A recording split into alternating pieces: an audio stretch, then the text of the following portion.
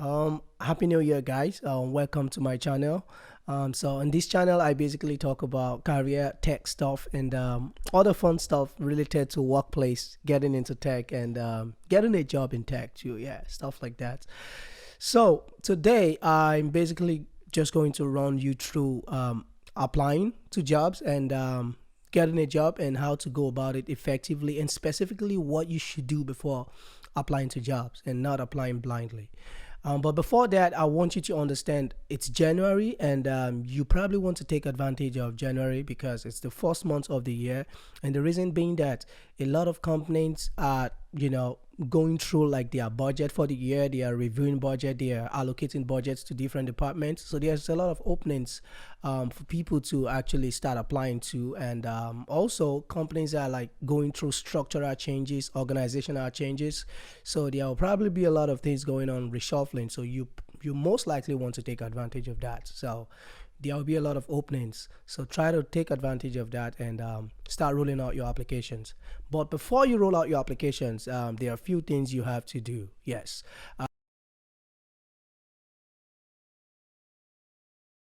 So before you start sending in your applications for these jobs, I think the first thing you should do is to actually understand your own resume. So, and the reason I say that is because I think I've said this number of times. I keep saying it, and the reason is because the only thing that can be used against you is your resume because you wrote everything in the resume. You've claimed you did everything on the resume.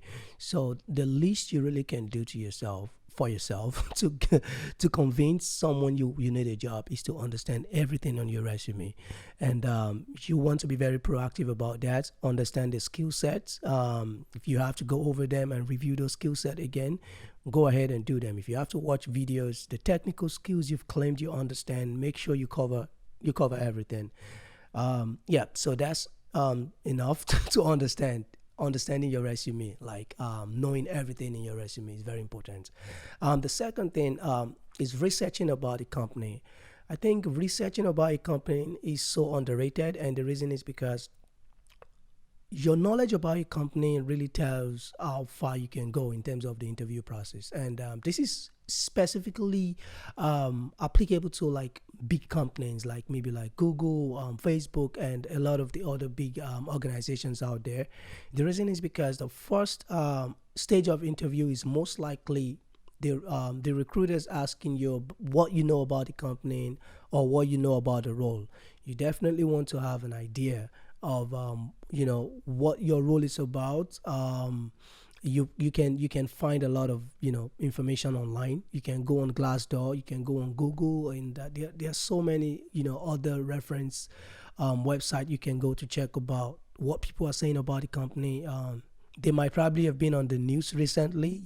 You definitely want to have those information at hand. So that's one thing about understanding and doing your research about the company. Research cannot be limited to anything. You can go from as much information as you can actually wrap up. The next thing I want to say is where you are, how you're applying. I think the way you're applying is very important. So I've run into a lot of people couple times, and they have great resume. Their resume looks amazing, and then the only problem they have is where they are applying. And it's very important to be applying through the right platforms and using the right channels. And the reason is because different platforms have different level of visibility, and also for different careers, I think different platform have more. How do I put it? Different platform have more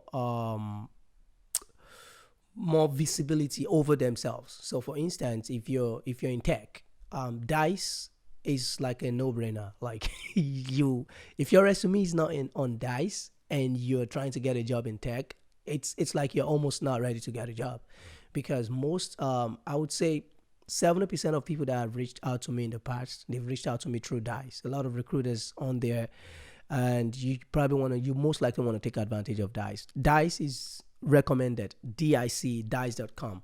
Another website that I really love is Indeed. I think is Indeed is one of my top. I mean, for the past in the past 2 3 years, I've really been like very consistent using Indeed, getting like a lot of calls from Indeed too. Indeed is amazing. You want to be on Indeed. You want to have your resume on Indeed for sure. Another job platform I think is worth taking a look at is Monster. Monster is amazing. I love Monster. If you put your resume on Monster, you're sure to get a lot of visibility too. And Career Builder, I'm a little I'm a little skeptical about Career Builder, but I think Career Builder is fine. I mean, but it's nothing compared to like the likes of Dice and Indeed or Monster. LinkedIn. LinkedIn is amazing, but I have my reservations about LinkedIn. I think over the past couple months now, it's been a lot of inconsistencies that I've seen with LinkedIn. LinkedIn is not what it used to be. So I'm not specifically sure about. But the one thing I can say is that you can take advantage of connecting with people that are within your net. No, sorry, take advantage of connecting with people that are within your area of concentration. So if let's say you wanted to be like a data scientist, you definitely want to be connecting with people that are data scientists on LinkedIn, and that's because it creates more visibility for you within the community, and then anyone recruiting within the community of data scientists would definitely be able to like find you very fast. So if you're looking for a job in data science and you're connecting with networking engineers or network engineers, you might probably not get as much visibility as you're expecting. So you have to be deliberate about the type of people you're connecting with if you're using LinkedIn. So that's that about sending out your resumes, and of course you start getting like a lot of calls from recruiters, and you can start your negotiation process however that goes. And another thing that you should do before applying or before submitting your application, I highly recommend is checking the salary range. You say one of the worst things you can ever do to yourself is getting a job, and then 2 months down the line you find out, oh, I am being lowballed, I am being cheated, and whatnot. You should understand that every company is trying to maximize profit. They are trying to get the best, the most for less.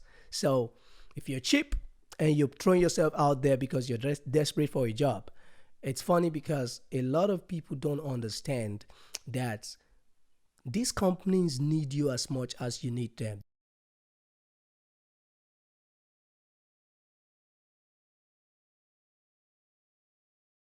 Don't forget these points I have listed. They're very, very important. If you're, currently searching for a job, this season is the best time to take advantage of that.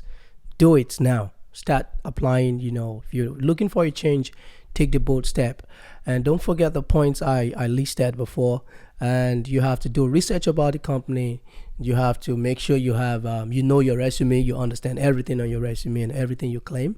You also have to know the salary range for that role. And also, another thing I spoke about was a different job sites you can actually use and job portals you can use to start applying.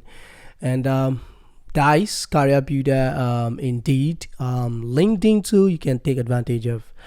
So yeah, that's gonna be it for this very episode. And thank you guys for tuning in. I hope to see you guys next time. Do not forget to subscribe, like, and share. Thank you.